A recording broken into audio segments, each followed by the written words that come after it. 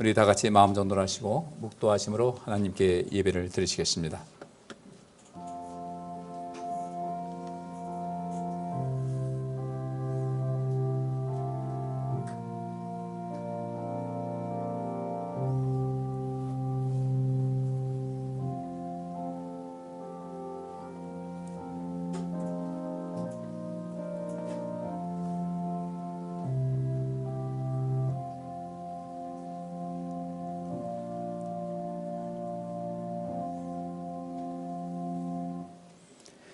내가 너희에게 말하노니 솔로몬의 모든 영광으로도 입은 것이 이 꽃 하나만 갖지 못하였느니라. 오늘 있다가 내일 아궁이에 던지우는 들불도 하나님이 이렇게 입히시거든 하물며 너희일까 보냐. 믿음이 적은 자들아, 그러므로 염려하여 이르기를 무엇을 먹을까 무엇을 마실까 무엇을 입을까 하지 말라. 이는 다 이방인들이 구하는 것이라. 너희 천부께서 이 모든 것이 너희에게 있어야 할 줄을 아시느니라. 너희는 먼저 그의 나라와 그의 의를 구하라. 그리하면 이 모든 것을 너희에게 더하시리라. 그러므로 내일 일을 위하여 염려하지 말라. 내일 일은 내일 염려할 것이요 한날 괴로움은 그날에 족하니라. 아멘. 좋으신 아버지 하나님, 오늘도 저희들에게 복된 날 주심을 감사합니다. 이 복된 날도 주님을 찾아 예배할 수 있는 귀한 믿음과 건강 주심을 감사합니다. 오늘 이 예배 속에서 하나님과 소통하면서 우리가 하나님의 뜻을 알고 또 하나님께서 원하시고 기뻐하시는 그 뜻을 우리가 분별하고 그 뜻을 실천하면서 또 하나님께서 원하시는 진정한 그리스도인의 모습으로 살아나게 하여 주옵소서. 우리 투병하는 성도들에게 건강 더하시고 우리의 마음이 약하거나 몸이 약한 분들에게 하나님께서 강하게 하신 역사 있게 하시고 또 우리의 마음의 소원을 주께서 하십니다. 우리에게 모든 것을 주신다고 약속해 주신 하나님께 구하기를 쉬지 않게 하여 주옵시고 또 하나님 나라를 위해서 하나님의 귀한 뜻을 위해서 기도하기를 쉬지 않는 저희들이 되기를 원합니다. 저희에게 늘 성령 충만함을 더하여 주옵시고 믿음 위에 믿음을 더하여 주옵소서. 어려움 가운데 있는 이 세상 우리가 모든 것을 이기며 능히 살아갈 수 있도록 도와주시고 우리가 이 세상을 이길 수 있는 힘을 갖고 또한 이 세상을 살리는 귀한 역할도 감당하는 하나님의 백성들이 되게 하여 주옵소서. 예배의 시종을 지켜 부탁합니다. 하나님 홀로 영광받아 주옵시고 예배를 돕는 모든 성도님들 그 손길을 기억하여 주옵소서. 예수 그리스도 이름으로 기도하옵나이다. 아멘. 오늘 함께 하나님의 은혜를 나눌 말씀은 창세기 1장 26절부터 31절까지 말씀입니다. 우리 같이 봉독하겠습니다. 하나님이 가라사대 우리의 형상을 따라 우리의 모양대로 우리가 사람을 만들고 그로 바다의 고기와 공중의 새와 육축과 온 땅과 땅에 기는 모든 것을 다스리게 하자 하시고 하나님이 자기 형상 곧 하나님의 형상대로 사람을 창조하시되 남자와 여자를 창조하시고 하나님이 그들에게 복을 주시며 그들에게 이르시되 생육하고 번성하여 땅에 충만하라. 땅을 정복하라. 바다의 고기와 공중의 새와 땅에 움직이는 모든 생물을 다스리라 하시니라. 하나님이 가라사대 내가 온 지면에 씨 맺는 모든 채소와 씨 가진 열매 맺는 모든 나무를 너희에게 주노니 너희 식물이 되리라. 또 땅의 모든 짐승과 공중의 모든 새와 생명이 있어 땅에 기는 모든 것에게는 내가 모든 푸른 풀을 식물로 주노라 하시니 그대로 되니라. 하나님이 그 지으신 모든 것을 보시니 보시기에 심히 좋았더라. 저녁이 되며 아침이 되니 이는 여섯째 날이니라. 아멘. 반갑습니다. 오늘 주 안에서 함께 모여 예배하는데 우리 하나님께서 이 시간 우리에게 함께 하시고 또 은혜를 베푸시고 또 우리는 하나님과 이렇게 소통하면서 또 우리가 형제간에 주의 성도 간에 서로 사랑을 나누고 또 은혜를 나누는 귀한 시간이 될 수 있기를 원합니다. 오늘 저는 이 말씀 가지고 참살이의 성경적 원리라 이렇게 주제를 잡아봤습니다. 참살이는 우리가 흔히 말하는 대로 웰빙의 삶입니다. 잘 사는 거예요. 우리가 이 세상 잘 살아야 돼요. 한 번밖에 없는 인생인데 어떻게 하면 우리가 인생을 잘 살까? 내가 스스로 보기에도 잘 살아야 되고 그 다음에 남들 보기에도 잘 살아야 되고 또 우리 하나님께서 오늘 본문에 있는 말씀대로 우리를 창조하실 때 이 모든 생물을 다스리게 하자. 여기 있는 대로 모든 것을 다스리게 하자고 할 때 사실 이 다스린다는 것이 우리가 예수님께서 말씀하신 그 말씀이죠. 하나님 나라와 하나님의 의를 구하라는 것이 이 다스림이라는 것이거든요. 저는 이 성경 전체가 하나님 나라에 관한 이야기라고 봅니다. 하나님 나라 이야기는 무엇인가?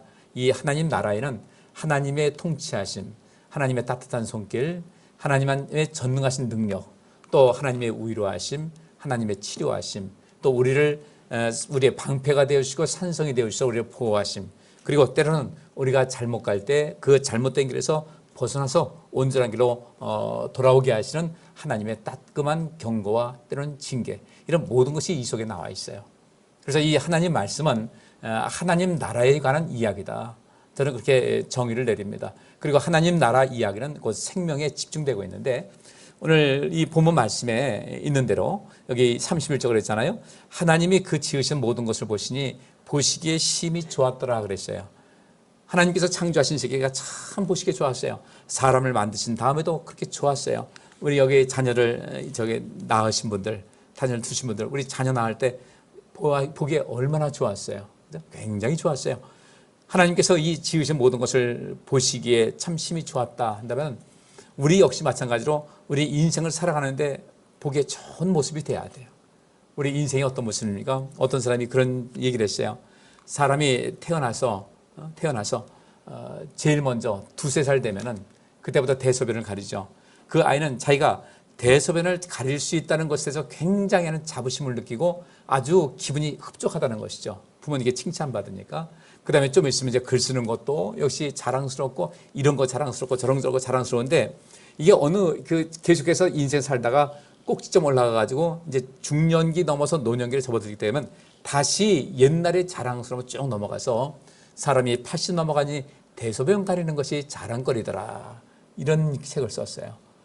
그러니까 그대로 걸어간다는 거죠. 쭉 걸어가는데 그런 모든 것이 이렇게 다시 꺾어지면 다시 어린아이 같은 그런 모습, 순수한 모습으로 돌아가는데, 그때까지 된다 할지라도 하나님께서 보시기에 좋아야 되고, 우리 자신이 스스로를 보기에도 만족하고 뿌듯함이 있어야 되고, 다른 사람들 보기에도 좋은 인생을 살아가는 것, 이것이 바로 웰빙이고, 우리나라 말하면 참살이입니다. 그럼 이 참살을 어떻게 하면 제대로 살아갈 수 있을까?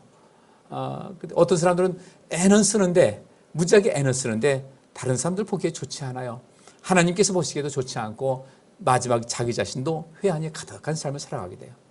그런데 하나님께서는 우리에게 진정한 인생, 참살이, 웰빙, 마지막 죽는 순간까지라도 이후에 다가설 하나님 나라, 영원한 세계에 들어갈 이런 모든 것을 바라보면서 그 죽음까지도 기꺼이 받아들이고, 저희 그 막내님이 늘 그러더라고요. 나는 죽음을, 이런 죽음을 맞이하고 싶어. 다른 사람들 볼 때 축사망, 이렇게 플랭크에서 축사망 이정규 권사, 이렇게 지금 이름이 됐으면 좋겠다는 거예요. 축사망, 야, 저분 돌아가신 게 정말 축하할 일이다 라고 할 정도로, 본인도 마찬가지로 난 참 잘 죽었어. 그래서 이 웰빙이라는 것, 참살이 이거 있고, 그 다음에 웰다잉이 있어요. 참 아주 온전한 죽음, 행복한 죽음이 있는데, 우리는 하나님을 믿는 사람이기 때문에 이 땅에 살아가면서도 웰빙, 참살이가 돼야 되고, 우리가 죽는다 할지라도 그 죽음의 다음에는 영원한 세계, 요한계시록에 있는 말씀대로 거기는 아픈 것도 없고, 눈물도 없고, 고통하는 것도, 실험하는 것도, 죽는 것도 없는, 하나님께서 완전하게 모든 것을 챙겨주시는 그런 나라에 들어가니, 그야말로 우리가 보통 말할 때도 축 누구누구 천국 환송예배 이렇게 하지 않습니까? 그런 인생을 살아갈 수 있어야 되겠다. 그런데 하나님께서는 우리로 하여금 그렇게 살아갈 수 있도록 모든 조건을 다 만들어 주셨어요. 하나님께서는 세상을 창조하실 때 사람을 제일 마지막에 만드셨습니다. 이 세상에 사람이 딱 만들어졌을 때 와보니 모든 것이 준비가 다 된 거예요. 준비가 안 된 상태에서 하나님께서 사람을 만드셨다면요, 참 고생했을 텐데 모든 것을 완벽하게 다 갖춰놓은 다음에 마지막에 사람을 만드셨어요. 그리고 오늘 여기 있는 말씀대로 이 모든 것을 다 만든 다음에 보시기에 참 좋았거든요. 그 사람도 만든 것도 좋았어요. 너무 좋았어요. 아마 우리가 자녀가 태어났을 때 그렇게 좋았듯이 사람을 만드시고 참 좋았을 거예요. 아마 하나님께서 그랬을 겁니다. 참 우리 멋지게 만들었다. 삼위일체 하나님께서 그렇게 말씀하셨을 것이라는 겁니다. 그래서 하나님이 가라사대 우리의 형상을 따라 우리의 모양대로 우리가 사람을 만들고, 그로 바다의 고기와 공중의 새와 육축과 온 땅과 땅에 기는 모든 것을 다스리게 하자, 이렇게 말씀하셨어요. 그런데 이 말씀을 보니까 이 하나님께서 주신 말씀이니까 아주 중요한 의미가 있습니다. 여기 보니까요, 우리의 형상을 따라 우리의 모양대로 우리가 사람을 만들고, 보통 우리가 우리 형상 따라 또 우리 모양대로 그냥 사람 만들자 이렇게 되는데 모든 것이 우리의 형상을 따라 우리의 모양대로 우리가 사람 만들고 간단히 할 수가 있잖아요. 우리의 형상과 모양을 따라 우리가 사람 만들자 이렇게 해도 되는데 우리의 이렇게 말씀하고 있습니다. 그만큼 이 세상을 창조하시고 사람을 만드실 때도 삼일째 하나님께서 기가 막히게 우리 사람을 만드셨다는 거예요. 여러분들 가끔 거울 보실 때 참 멋있다라고 생각 안 드세요? 참 보기 좋다 생각 안 드세요? 생각 드셔야 돼요. 참 나를 보니까 하나님 솜씨가 참 좋다라는 생각이 드셔야 된다고요. 근데 가끔 이제 이게 운전하다 보면 앞차에 뒤에 이런 게 있어요. 초보 운전, 나도 내가 무서워요 써놨어요. 자기가 무섭대. 그러니까 조심하라는 얘기죠. 그럴 필요 없어요. 왜 우리가 무서워야 돼요? 이제 우리는 인생을 살면서 자신 있게 살고 우리는 어떤 존재인가? 하나님의 형상을 따라 전능하신 하나님, 이 세상을 창조하시고 완전하신 하나님께서 하나님의 형상을 따라 하나님의 모양대로 하나님께서 나를 만드셨는데 그 최고의 이 예술가이시고 또 전문가이시고 창조자이신 하나님께서 나를 만들었을 때 어떤 모습 만들었을까? 그 전능하신 분이 만드셨을 때 괜찮게 만들지 않으셨겠어요? 그 믿음 가지셔야 돼요. 나 괜찮은 사람이야. 나 대단한 사람이야. 나 똑똑한 사람이야. 나 보통 사람 아니야. 왜? 나를 누가 만드셨기 때문에? 하나님께서 만드셨기 때문에. 그러니까 인생의 참살이, 인생의 진정한 웰빙의 삶을 살기 위해서는 바로 자기 자신에 대한 정체성을 확실하게 할 필요가 있다는 겁니다. 태어나 보니까 여러 가지 사정에 의해서 내가 제대로 된 양육도 받지 못하고 넉넉하지 못한 이런 그 가정에서 살았다 할지라도 그럼에도 불구하고 나는 하나님께서 만드셨고 나를 그런 가정에 보내신 거예요. 그 가정에 보내셨을 때 뭐가 있을까? 송명희 시인이 그런 시를 썼습니다. 우리가 똑바로 보고 싶어요, 주님. 뭔가를 하나 바라볼 때 그 바라보는 것이 굉장히 힘들어요. 똑바로 바라보고 싶고 똑바로 말하고 싶고 똑바로 걷고 싶은데 자기는 그렇지 못하다는 거예요.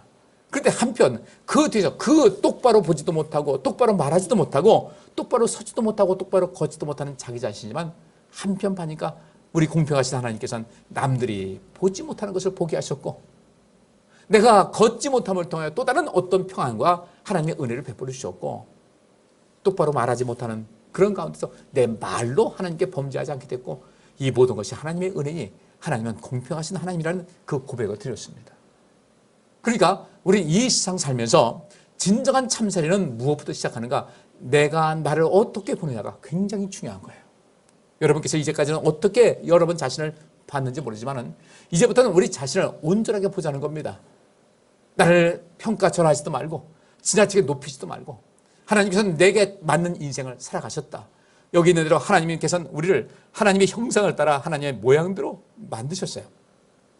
이 형상이라는 것은 이미지입니다. 이미지. 그 이미지라는 것은 눈에 보이진 않아요. 어떤 이미지? 그 이미지라는 건 눈에 보이지 않는데 여러분 그렇지 않습니까? 어떤 때 그 이미지가 떠오른다 하라고 할 때 하나님은 영이시기 때문에 우리는 눈에 보이지는 않아요. 그런데 하나님은 어떤 분이신가라는 그 이미지는 우리 속에 아마 떠오르게 될 겁니다. 이 성경 속에서 하나님의 이미지가 담겨 있어요. 그리고 그 하나님께서 하나님의 형상을 따라 우리를 만드셨고 우리가 어느 날 하나님을 알게 되었고 하나님을 믿게 되었어요. 하나님 말씀을 보면서 우리 하나님께서는 이런 분이시구나 라고 하면서 우리가 어떤 경우에도 인생을 살아갈 때 자신 있는 이런 인생을 살고 어떤 경우에도 흔들리지 않고 인생을 살다 보면 다른 사람들이 이렇게 볼 겁니다. 저 사람은 뭐가 저렇게 행복할까? 뭐가 저렇게 좋을까? 뭐가 저렇게 자신만만할까?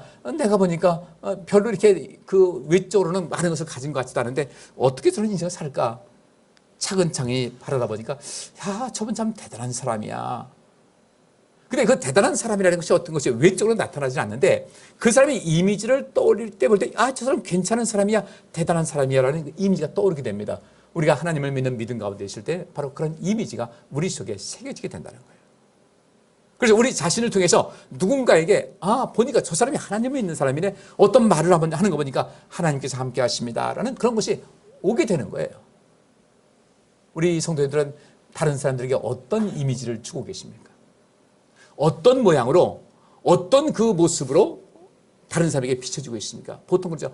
그 사람 참 괜찮은 사람이야. 이미지입니다. 괜찮은 사람이다.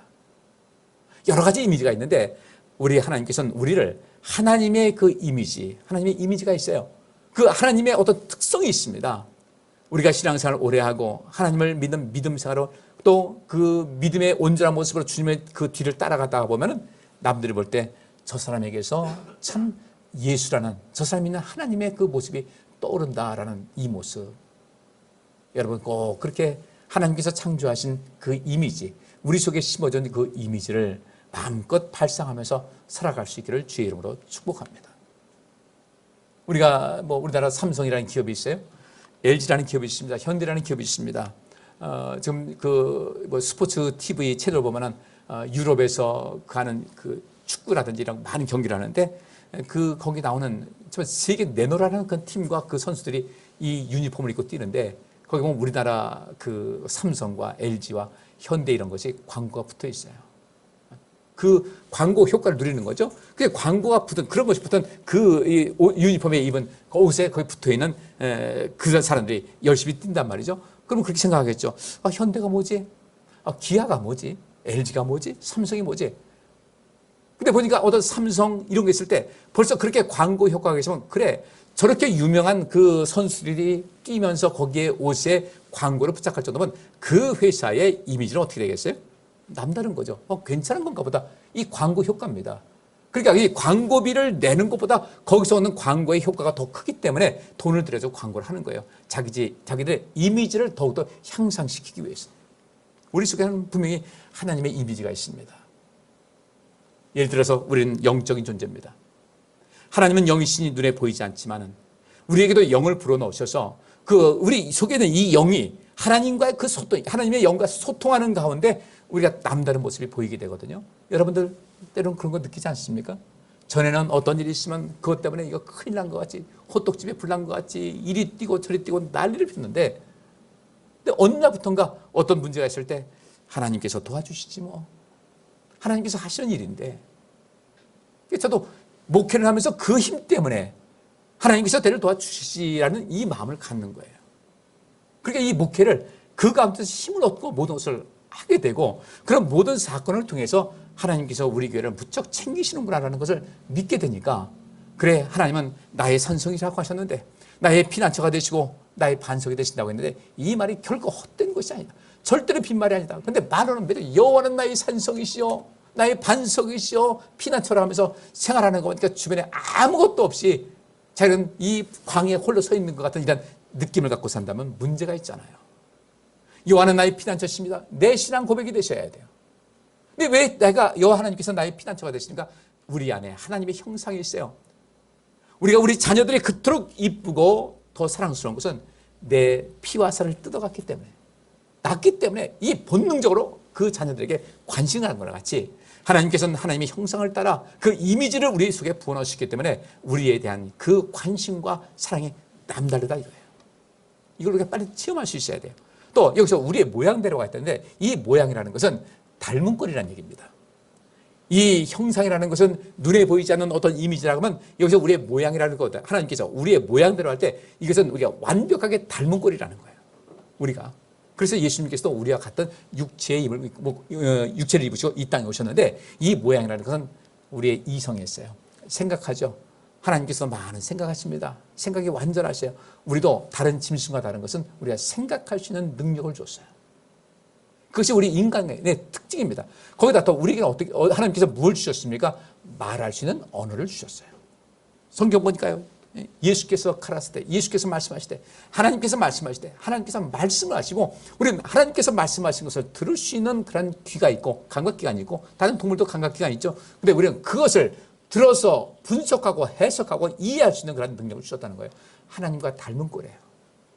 하나님께서는 때로는 기뻐하십니다. 우리를 향해서 어떤 기쁜 일이 있을 때 그 기쁨을 이기지 못하시며 그랬어요. 저는 그 말씀 보면요. 하나님께서 기뻐하시는 모습을 한번 봤으면 좋겠어요. 예수님께서 목젖이 드러나도록 입 벌리고 막 파한대수하는 모습을 한번 상상 한번 해보시자고요. 예수님께서 그렇게 안 웃으셨겠어요? 사랑하는 자들아 이렇게 하셨겠어요? 거기서 주님께서 농담도 하셨을 것이고요. 재미있는 이야기도 하셨을 것이고 딱딱한 분이 절대 아니라는 거예요. 그 하나님의 그 모양, 하나님께서 닮으셨는데 때로는 하나님께서 굉장히 화를 내십니다. 온 천하가 꽁꽁 얼어붙을 것 같은 그런 분노를 보이시기도 하다가 바울은 말하기를 나는 하나님의 사랑의 깊이를 아직까지도 다 체험하지 못했다. 우리가 이 세상 다 다녀보지 못한 것 같이, 이 세상 온 모든 음식을 다 맛보지 못한 것 같이, 바울은 하나님의 사랑의 그 깊이를 나는 다 끝까지 못 내려가 봤다. 무한한 그 하나님의 사랑을 깨달은 거예요. 그래서 하나님께서 우리에게 사랑하는 마음을 주신 거예요. 제가 좀 전에 그 복음서 헌금 시간에 드렸던 그것도 마찬가지예요. 하나님은 여전히 사랑이셔요. 모든 것을 사랑으로 통하시고 우리를 살리고자 하는 그런 모든 것, 그래서 우리 마음속에 사랑을 우리 속에 두신 거예요. 그래서 사랑을 하면은 어떤 가수가 불렀어요. 사랑을 하면 예뻐지는데 호박꽃 같은 아가씨도 사랑을 하면 예뻐진대. 그만큼 내 안에 사랑이 가득할 때는 내 얼굴 표정도 달라지더라 이겁니다. 그런 모양, 우리에게 이성을 주셨고 감정을 주셨고 의지를 주셨고 언어를 주셔서 모든 대화를 통해서 서로 의사소통이 가능하게 하셨고, 또 우리 몸은 어떻게 만드셨어요? 기가 막히게 만드셨어요. 다른 모든 동물에서 사람들 같이 완벽하게 똑바로 서서 걸을 수 있는 짐승들은 없습니다. 사람만이 직립해서 똑바로 서서 걸어갈 수가 있고, 보는 것도 단순하게 보는 것이 아니라 그것을 분석할 수 있는 것인데, 이것이 그 초속 400m라든가 그러더라고요. 이 신경이 전달하는 그런 속도가 어디가 딱 뭐가 찔렸다 근데 아프다는 걸 느낄 때 초속 400m, 그게 동시에 느껴지는 거 아니겠어요? 그렇게 우리 하나님께서 우리 몸을 완벽하게 만드셔서 이 세상을 다스릴 수 있는 모든 것, 다른 동물이나 다른 식물에 없는 특별한 하나님의 형상과 하나님의 모양을 담아주셔서 이 세상을 하나님께서만 다스리는 것이 아니라 우리에게 이 세상을 다스릴 수 있게끔, 곧 하나님 나라 하나님의 통치하심이 있어서 하나님의 그 사랑의 손길, 하나님의 능력의 손길, 하나님의 돌보심의 손길, 하나님의 위로의 손길, 이 능력을 우리에게 베푸시는 모든 손길을 우리를 통해서 세상에 미치게 하고자 우리를 만드신 거예요. 사람을 창조하신 목적이 바로 그거였어요. 우리는 이 창세기를 통해서 바로 여기서도 보면 하나님 나라가 이미 창세기 1장부터 시작이 되는 거예요. 여기서 다스리게 한다는 것은, 하나님 나라를 구하라 하는 것은 하나님의 그 통치하심의 능력을 내가 너희에게, 나의 통치 능력을 너희에게 줄 테니까 너는 나의 마음을 가지고 내 형상을 따라 내 모양대로 지음받은 너희는 그 나의 생각과 나의 마음과 모든 것을 가지고 이 세상을 아름답게 만들어라. 내가 이 세상을 지은 모든 것을 보기에 심히 좋게 주었다. 내가 보기에도 좋고 너희들 보기에도 좋은데 이 세상을 더 보기 좋게 만들라는 주의 명령이 바로 우리 사람을 창조하실 때부터 담겨 있었다. 우리는 창조될 때부터 바로 이 세상을 다스려서 하나님께서 보시기에 좋은 세상 만들도록 우리가 이미 창조가 되었다는 사실을 절대 잊지 마셔야 돼요. 그럼 우리가 2022년도를 맞이했습니다. 금년 한 해 우리가 어떻게 살 것인가? 어떻게 하면 우리가 웰빙의 삶을 살 것인가 봤을 때, 나라는 존재가 어떤 존재인가? 하나님께서는 나를 이 세상을 다스릴 수 있도록, 하나님을 대신해서 이 세상을 돌보고 이 세상을 살리라고 우리를 만드셨다. 그래서 그것을 감당할 수 있도록 우리에게 하나님의 형상을 불어넣어 주셨고 하나님의 모양, 하나님을 닮은 꼴을 만들어 주셨다. 이 사실을 안다면 우리가 단 하루도 인생 살아갈 때 우리 자신에 대한 회한과 자기 연민과 또 우울함과 쓸쓸함 이런 것을 이길 수가 있겠죠. 전능하신 하나님께서 우리를 그토록 만드셨는데 우리는 왜 나를 저평가할까? 나는 왜 나를 스스로를 학대할까? 우리를 이 세상을 모든 것을 다스리게 하자고 했는데 하나님의 통치하심의 그 권한을 위임받아서 이 세상을 살려야 될 텐데 왜 우리는 인생 살면서 사랑보다는 미움이 우리 속에 가 있어서, 마음으로는 사랑하겠죠. 미움이 나를 지배하게 하고 연민이 나를 가라앉게 하고 자신감과 자기의 확신도 없고 그 낮은 자존감 때문에 인생을 힘들게 살아갈까? 우리가 마땅히 이 세상을 하나님의 뜻을 따라서 통치해야 될 텐데 그런 그 모양 가지고 어떻게 이 세상을 다스릴 수 있을까?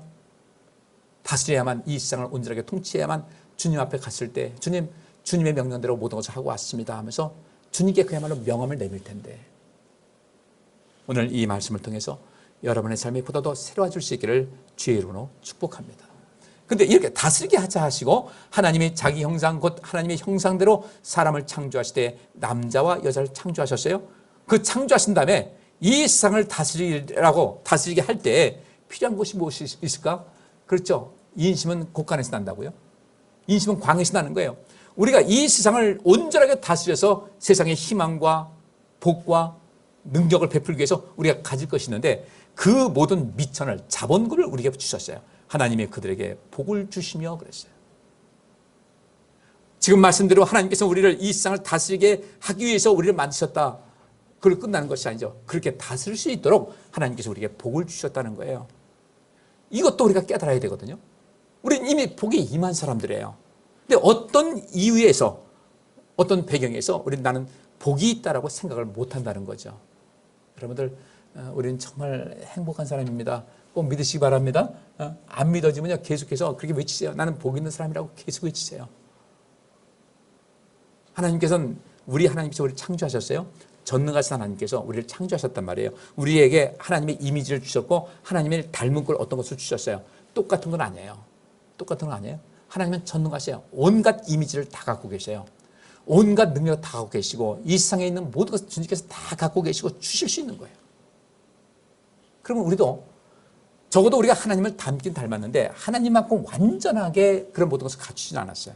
그렇지만 하나님께서 우리에게, 우리 성도들 한 사람 한 사람에게 여러분에게 필요한 어떤 것을 주셨어요. 적어도 하나님의 이미지와 하나님의 닮은 꼴을 여러분에게 주셨는데, 우리에게 주셨는데, 내가 그 하나님께로부터 받은 그 이미지와 그 닮은 꼴을 평생 써도 다 쓰지 못할 만큼 완벽하게 주셨다는 겁니다. 하나님만큼은 아니지만은 적어도 내가 한 인생을 살아갈 때, 뭐 80년, 90년, 100년 산다고 할 때 그 기간 동안 그 모든 것을 쓰고도 남을 만큼 우리에게 어떤 기질도 주셨고 성품도 주셨고 능력도 주셨고 재능도 주신 거예요. 그걸 어떻게 우리를 활용하고 인생을 살아갈까? 이미 우리에게 복 주신 것을 믿고 우리 성도님들보다 더 자신감 있게 사시고 여러분 스스로를 존중하며 사시기를 주의 이름으로 축복합니다. 자기 자신을 존중하지 않는데 어떻게 세상을 존중할 수 있겠어요? 우리 자신을 존중하시자고요. 나는 괜찮은 사람이다. 나는 해가 넘어갈수록요, 세월이 지나갈수록 내가 괜찮은 사람이라는 것을 점점 더 알게 되더라고요. 또 이런 분이 계시겠죠. 아, 드디어 병이 왔구나. 좀 치료 불가능할 정도에 왔구나라고 생각할지 모르지만 내가 앞만 봐도요, 저는 하나님께로부터 하나님께서 내게 참 많은 재능을 주셨다는 것을 알고 너무 감사한 거예요. 너무 감사해요. 이야, 정말 많은 걸 주셨구나. 그리고 요새 이렇게 이 세상 살아가면서 목회도 하고 여러 가지 일하면서도 가만히 보면요, 내가 참 똑똑해요. 또 여러분 그런 분 계시겠어요. 아이고, 나는 목사님보다 낫습니다. 그래, 나도 괜찮아요. 저보다 더 똑똑하신 거 저 100% 환영해요. 괜찮은 사람이더라고요. 과거 한때는 그 과거의 회한 속에서 때는 분도 속에 살았는데 그런 가운데서 내가 이 모든 것을 이겨나왔다는 것이 얼마나 내 자신이 대견한지 모르겠어요.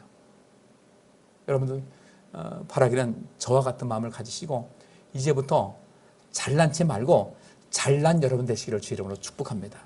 여러분 잘난 부분이 다 있어요.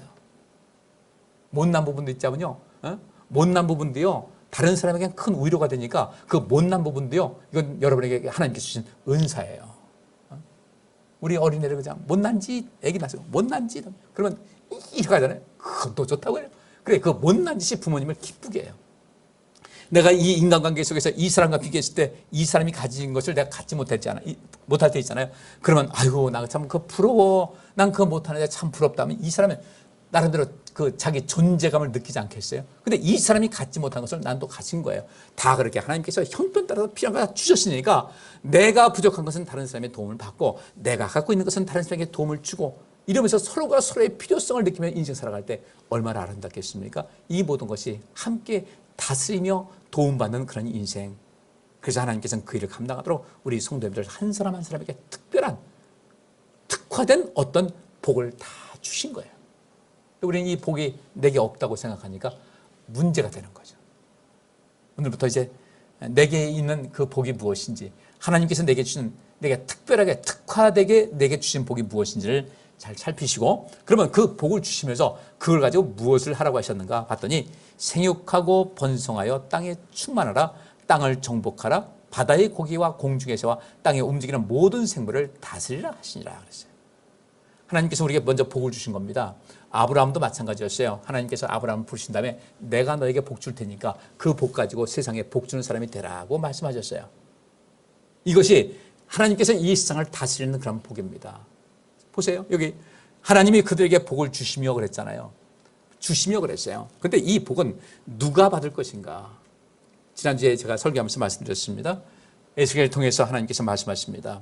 내가 이 백성에게 새 영을 줄 것이다. 새 영을.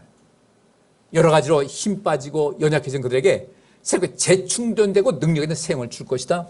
이들에게 새 마음을 줄 것이다. 그리고 성령을 줄 것이다. 약속하셨어요. 그러면 그 다음에 하나님께서 내가 새 영을 줄 것이다. 새 마음을 줄 것이다. 성령 줄 것이다 했으면 그 다음에 우리가 뭘 해야 돼요? 주여 주옵소서. 구하셔야 되는 거예요. 준다고 약속했으니까 구하시는 겁니다. 지난주에도 제가 마스크 드렸어요. 필요한 대로 다 받아가시기 바랍니다. 하나씩 드리겠습니다. 그런데 거기서 더 필요하신 분 계실 거예요. 그죠? 매일 사람 만나가지고 계속해서 있을 때 종일 쓰고 계신 분들은 더 필요하겠죠. 더 필요하신 분들은 더 말씀하세요. 그냥 드리겠습니다. 그랬어요.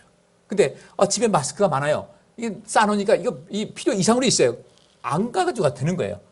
소독제도 있습니다. 필요하신 분 말씀하시기 바랍니다. 말씀하시면 드리겠습니다. 구할 때 이 모든 것이 마찬가지입니다. 하나님께서는 구할 때 주시는 거예요. 너희가 얻지 못하면 구하지 못하시며 하나님께서 모든 것을 주신다고 했는데 그 모든 것을 구해야 된다는 거예요. 여러분 아세요? 오늘 우리 이제 65세 되신 분들은 노령연금 받을 거예요. 근데 그 노령연금을 정부에서 65세 됐다고 그냥 주지 않아요. 뭐 해야만 줘요? 네? 신청해야만 줘요. 나쁜 나라인지 좋은 나라인지 모르겠어요. 알아서 주면 얼마나 좋아. 65세 되면 알아서 돈 딱 주면 좋은데 국민연금은 내가 낸 돈이니까 주긴 줄때 이것도 신청해야 돼. 신청하지 않으면 안 돼. 신청하지 않으면 안 줘요. 안 줘요. 65세 이상 되신 분들, 생일 딱 되신 분들 노령연금 해가지고 가세요. 근데 얘기를 하더라고요. 그러면 어떤 조건이 있습니다. 2인 가구에서 뭐 219만 원이니까 그 벌이가 이상 되면은 안 준대요. 근데 가서 이제 물어봐가지고 보통 공무원들이 그런다는 겁니다. 안 준다고. 이 정도면 안 나옵니다. 라고 한다는 거예요. 그때 절대로 거기서 머물지 말고 계산 다시 해보세요라고 하라는 거예요. 다시 한번 알아봐 주세요. 정확하게 데이터를 주세요라고 하는 겁니다. 그래야만 무엇이 오화가 돼가지고 안 되는지를 알아가지고 또 여기저기 좀 챙길 거 아니겠어요. 그죠? 그러니까 반드시 구해야 된다. 또 안 준다고 못 준다 할 때 그 기준이 무엇이냐 물어봐서 어디에서 여기서 자기가 안 되는지를 알아가지고 그 다음에 다시 그걸 조정해가지고 신청해야 된다는 거예요. 하나님과 관계도 마찬가지입니다. 하나님께서 알아서 주시겠지. 하나님께서는 주시겠다고 약속하셨어요. 이때 왜 구해야 되는가? 하나님께서는 주시는 분인 것을 알고 하라는 겁니다. 이 정도로 해야 되지 않겠어요? 이 정도는 구해야 되지. 우리 노예에도 그런 것이 있습니다. 어떤 분이 원로 목사가 됐어요. 원로 목사가 됐는데 노예 승인을 받아야 돼요. 근데 자기 교회에서 원로 목사 이제 모든 행사를 했어요. 근데 원로 목사 청원서, 내가 원로 목사가 되겠습니다. 청원서를 내지 않게 되면 그러면 영원히 원로 목사 아닌 거예요. 이 똑같은 원리입니다. 하나님께 구하세요. 많이 구하세요. 하나님이 그들에게 복을 주시며 그랬으니까 구하세요. 주옵소서. 근데 그 조건이 있습니다. 생육하고 번성하여 땅에 충만하라. 땅을 정복하라. 생물을 다스리라 할 때 주님 내가 이것을 하겠습니다 말씀드리고 하나님 주옵소서 청구하셔야 돼요. 우리 하나님께서는 우리 성도님들에게 필요한 모든 것을 다 채워주시는 것을 믿으시기 바랍니다. 그분은 우리 아버지시거든요. 너무도 좋으신 아버지세요. 너무너무 우리를 사랑하시는 아버지 하나님, 우리의 필요를 다하시는 아버지 하나님. 근데 그 아버지께서 이렇게 말씀하십니다. 너는 나의 아들이다. 너는 나의 딸이다. 근데 내 옆에 있는 저 사람도 내 아들이고 내 딸이다. 서로 도와가면서 살아라. 서로 사랑해라. 서로 아껴라. 서로 존중해라. 서로 세워줘라. 서로 용서하라. 그래서 내게 큰 기쁨을 얻게 해다오라고 주께서 말씀하시는 거예요. 그래서 서로 사랑하는 거예요. 근데 하나님께서 나만 사랑하는 걸 알고 있어요? 그런 착각은 버리셔야 돼요. 그러면서 하나님께서 생육하라 그랬어요. 내가 너에게 복 줄 테니까 생육하라.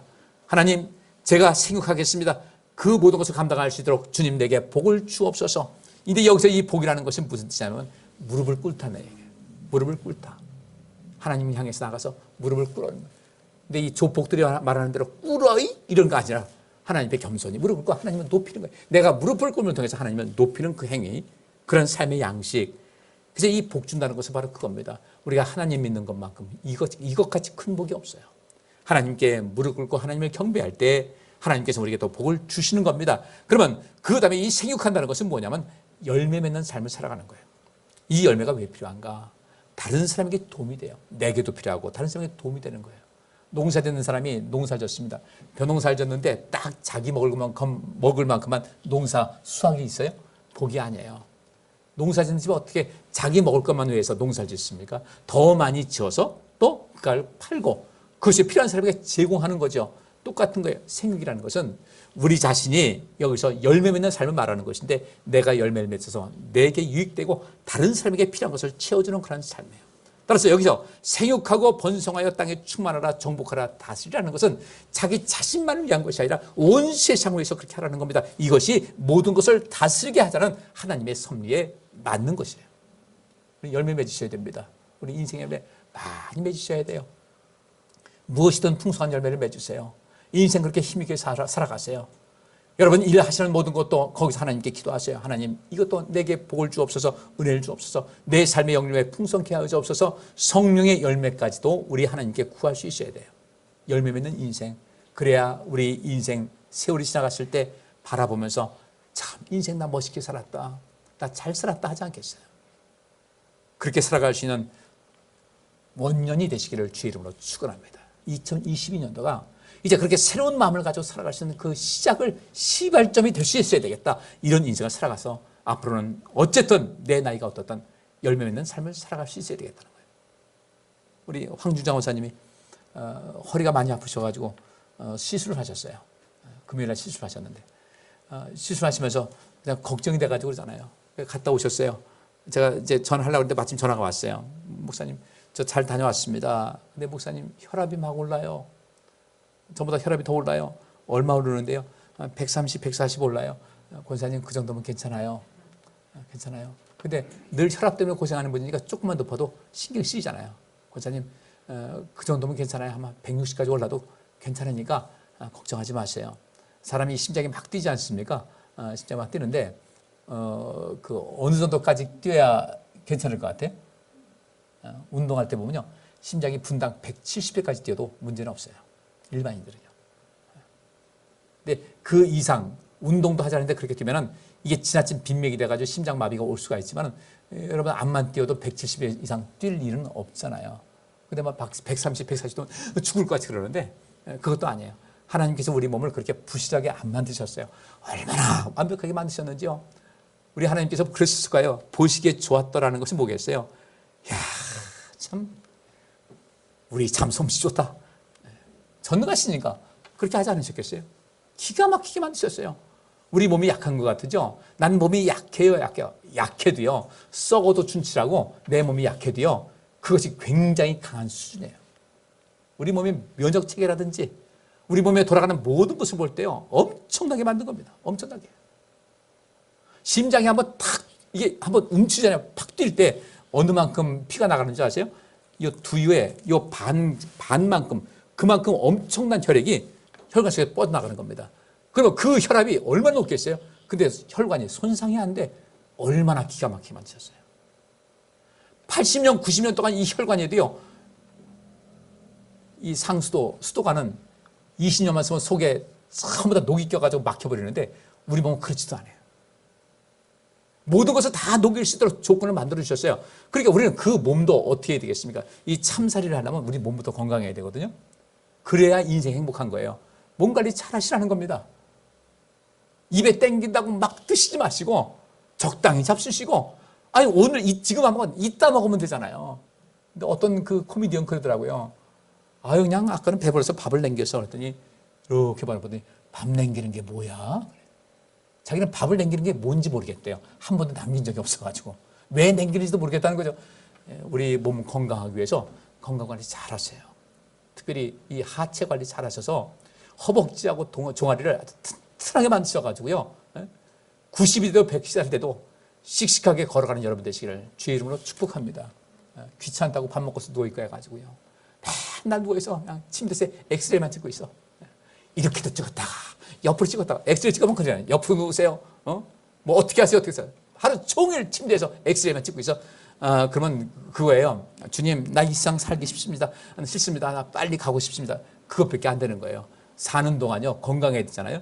좀 자주 걸으시고 하체 근육하고 그냥 집에 할 일 없으면 텔레비 볼 때 가만히 보시지 말고요. 이런 조건을 이거라도 하세요. 어? 이거 그냥 눈은 TV 눈 보면 되니까 이거 계속해서 해가지고 물 채워가지고 하게 되면요. 그것도 아무것도 아닌 것 같으죠. 대단한 힘이 주어지는 겁니다. 그게 인생 참살이에요. 하나님께서 우리가 복 주실 수 있는, 복을 받을 수 있는 모든 조건을 만들어 주셨는데 우리는 그 복을 잘 관리를 하지 못하더라는 거예요. 이 건물도 마찬가지입니다. 건물 샀어요. 그냥 가만 놔두면 괜찮은 것 같으죠. 여러분이 알지 못하게 손 쓸 때가 얼마나 많은 줄 아세요? 손 볼 때가 굉장히 많아요. 자동차도 마찬가지예요. 그 손을 잘 보게 되면요, 차도 오래 쓰게 되고, 그죠? 이 집 관리도 잘하면 이것이 오래 갈 수가 있는데 관리 안 하면 망가지듯이 우리 하나님께서 우리 몸을 복되게 만들어 주셨는데 관리 안 해가지고 생육은커녕 열매는커녕 인생에서 남의 민폐만 끼치면 안 되겠다는 거예요. 열매 많이 맺고 사세요. 열매 맺고 인생 사는 것이 바로 인생을 참살이 웰빙의 삶을 살아가는 것이다. 그 다음에 번성하는 거 있지 않습니까? 번성도 하나님께 기도하세요. 특별히 여기서는 이 많은 자녀를 낳는 것을 말하고 있습니다. 이스라엘 백성들이 지금 이 시대에도 결혼했다면 일반적으로 보통 5은 낳습니다. 아주 무지하게 나요. 모든 나라가 다 자기 자녀를 안 낳는다고 합니다. 중국도 마찬가지예요. 중국은 이제까지 뭐 하나만 낳으라고 난리쳤잖아요. 근데 하나만 낳는다가 이게 몸에 밴 거예요. 이제 셋씩 낳아도 된다. 혜택 주겠다. 나을 것 같아? 그들도 낫지 않습니다. 번성하는 복이 뭔지를 몰라서 그래요. 이제 우리가 번성하셔야 돼요. 우리 성도들 삶도 번성하시기를 주의 이름으로 축복합니다. 우리 점점 나이 먹잖아요. 여러분 주변에 사람이 더 번성하셔야 돼요. 사람이 많으셔야 돼요. 그만큼 좋은 복이 없어요. 한 사람이라도 내 사람 만드세요. 내 편 만드세요. 함께 가셔요. 왕따 시키고 은따 시키는 것은 애들 때 하는 짓이에요. 근데 애들 때 하는 짓 하면 나이 먹으면 또 똑같이 애들 짓 해가지고 또 그럴 수 있거든요. 그렇게 하지 마시고 품에 안으세요. 함께 가세요. 번성해야 됩니다. 땅에 충만하라. 가득 채우라는 겁니다. 우리가 인생 살면서 바로 그거예요. 가득 채워야 되는데 이 세상 고갈되고 있어요. 다 잘못되고 있는 겁니다. 땅을 정복하라 했더니 이 정복을 잘못 생각해가지고요. 이 유럽에 있는 그 식민지 시대에 제국주의 국가들이 뭐 영국도 뭐 프랑스도 독일도 뭐 포르투갈도 스페인도 해가지고 각 나라 흩어져 가면서 엄청나게 아직까지도 덜 개발된 그 지역에서 엄청난 사람들 목숨을 빼앗고 그들을 괴롭혔어요. 그들은 무슨 명목으로 그렇게 했을까? 다 그들이 기독교 국가 아니었습니까? 스페인이나 영국이나 뭐 독일이나 프랑스나 포르투갈 뭐 네덜란드 다 마찬가지였어요. 근데 그들이 그렇게 아프리카로 저쪽 남미 지역으로 뻗어나가면서 아시아 지역으로 뻗어나오면서 그들을 미개한 민족으로 본 거예요.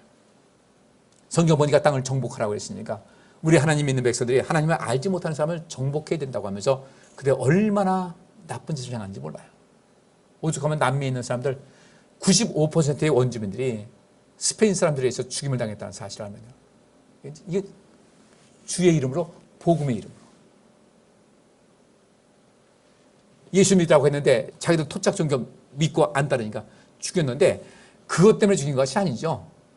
자기들 말 안 들으니까 자기들의 부와 욕심을 챙기기 위해서 그렇게 했던 겁니다. 이것이 기독교의 흑역사예요. 이 정복은 무엇입니까? 이 정복은요. 우리는 이 세상을 뭘로 정복해야 돼요?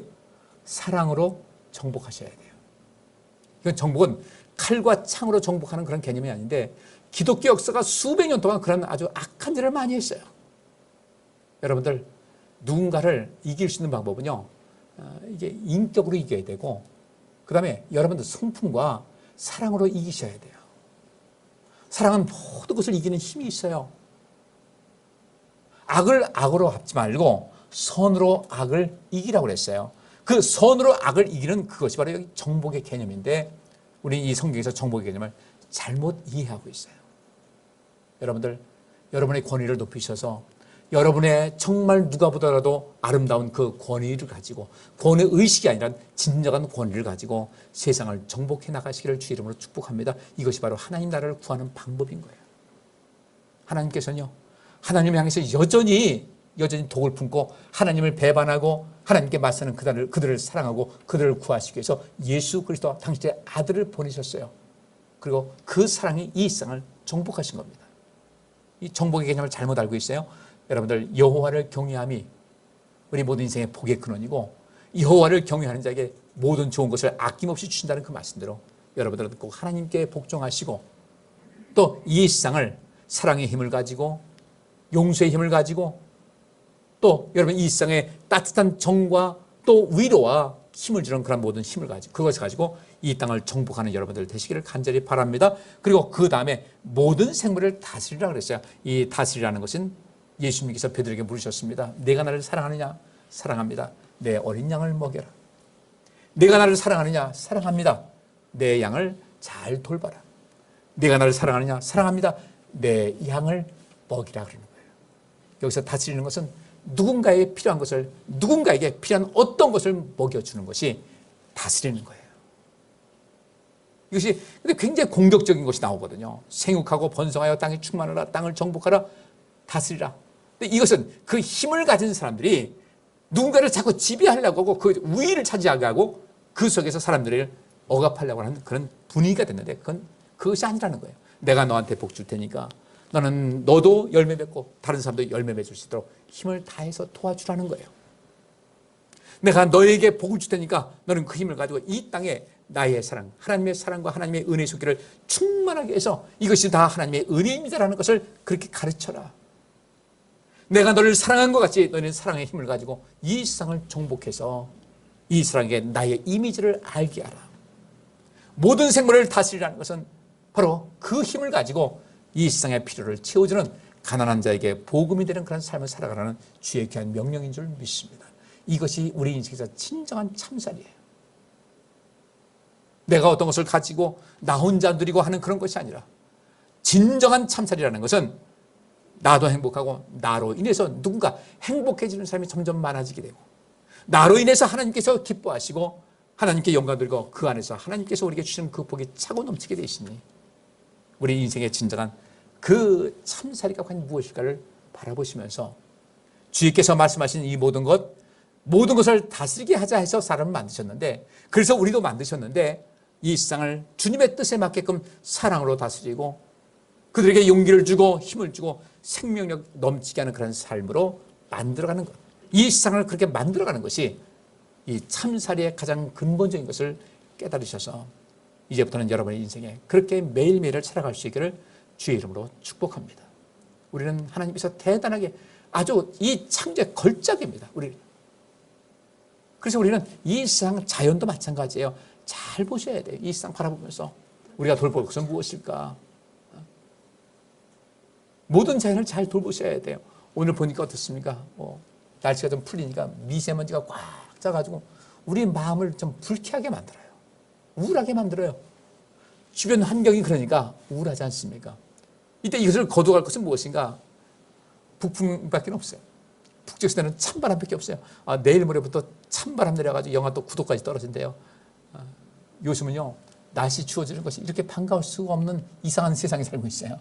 날씨가 추워지면 공기가 맑아지니까, 날씨가 추우니까 힘은 드는데 공기가 맑아진다니까, 우리가 이 모든 것을 보면서 그래, 나는 미세먼지 같은 그런 인생 살지 말고 우리 인생에서 어떤 삶을 살아가야 될 것인가, 어떻게 하면 하나님의 뜻을 따라서 하나님의 귀한 뜻과 사랑을 우리가 대신 전달할 수 있을까? 하나님께서 사람을 창조하신 것은 하나님의 뜻을 우리에게 전달하고 이 세상에 베풀라고, 서로가 서로에게 베풀라고 우리 사람을 만드셔서 함께 의지하고 살게 하셨는데, 혹시 나는 인생을 그렇게 사랑하면서 의지하면서 도와가면서 도움 받아가면서 살기보다는 내 고집대로 산 것은 아닌가?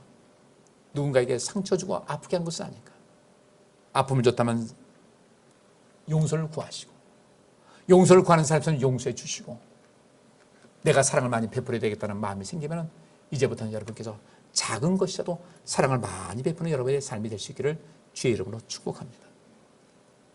우리가 이 참살이라는 것은 항상 모든 용서 사랑하니까 그냥 무작정 용서 아니에요.